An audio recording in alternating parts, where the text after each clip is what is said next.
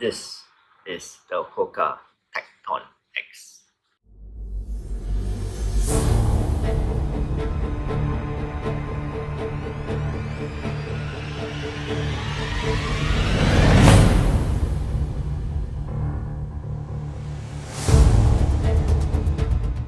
Hello, this is my first impression review of the Hoka Tecton X.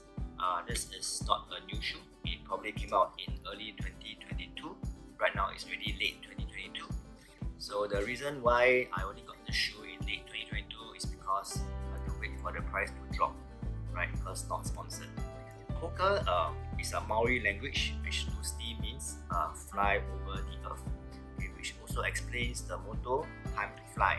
It was founded by former Solomon employees who wanted to run downhill faster, so they came up with their own shoe, which is generally very maximal cushioning and also very lightweight. During the 2022 UTMB week in Chamonix, I probably see more Hokas on the feet of amateur runners than all the other brands, even more so than Solomon, North Face, and definitely more than Nike. So not bad for a company that only started in 2009. This is a carbon plated shoe, so definitely it will be a trail racing shoe. Right, so today's review is in the context of a trail racing shoe. So this shoe has been tested over one round of Macritchie, about 11 kilometers, as well as 20k on the Bukit, Timah and Chestnut trails, about 20k. So total about 31k tested on this shoe. So the first thing I'll talk about is the weight. Coming in at 238 grams for US 8. It's a pretty lightweight shoe and it's pretty good, right? Considering that it is a trail shoe and has carbon plates in it. And lightweight is definitely what you want in a trail racing shoe. So for its weight, I will give it 4.5. Okay, you can see the upper of the shoe starting with the heel counter is pretty padded and very sturdy, which locks your foot in place. Right, the tongue is gazetted and it's pretty thin, but I don't feel any pressure points, so that's good. The upper is an engineered jacket mesh, which is rather breathable, right, and lightweight.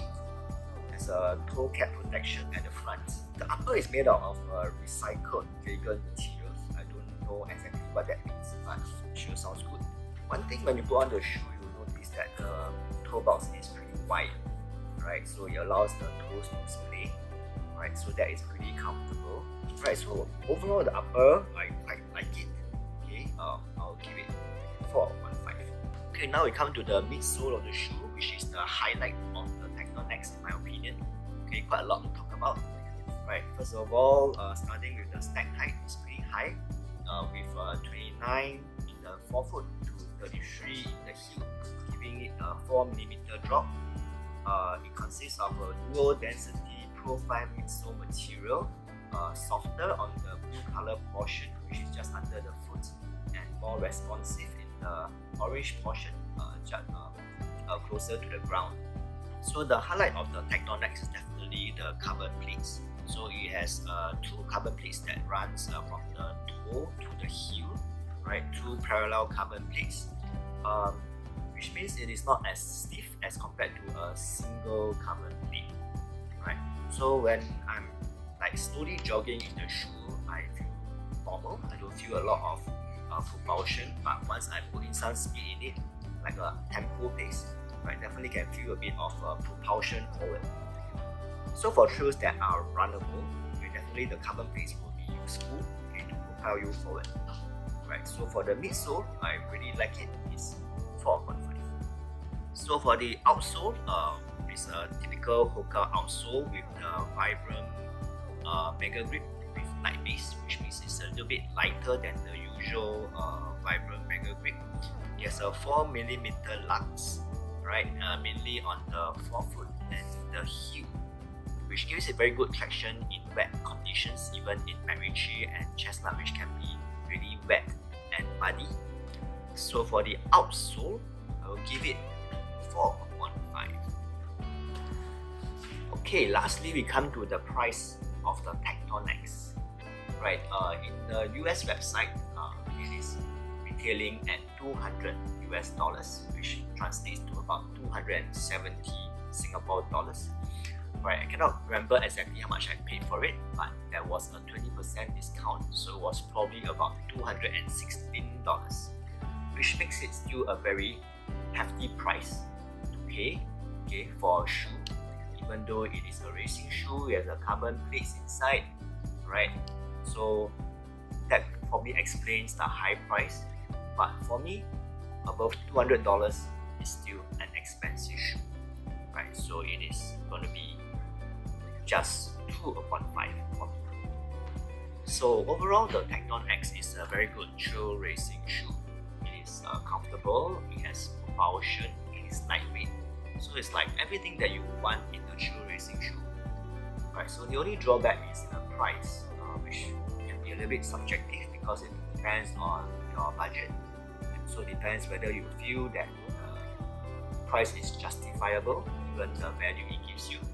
But at the same time, I like to also highlight that there are other options in the Hoka range which are also pretty good for trail racing and at considerably lower price, like the above. The overall score for the Hoka Tecton X is 18 upon 25, which is 72%, which is pretty high. Okay, for the looks of the shoe, well, it is a simple bright orange, right? So I think it is pretty eye-catching. It is not colorful in a huge way, like just simple bright orange. So I quite like it, right? So I shall give it 2 bonus points, which makes the overall score 74%. So that's my first impression review of the Hoka Tecton X. Right, so my views are entirely my own. I'm not obliged to say anything good or bad about it. So let me know what you think about this Hoka Tecton X down in the comments. Right, and I'll see you next time.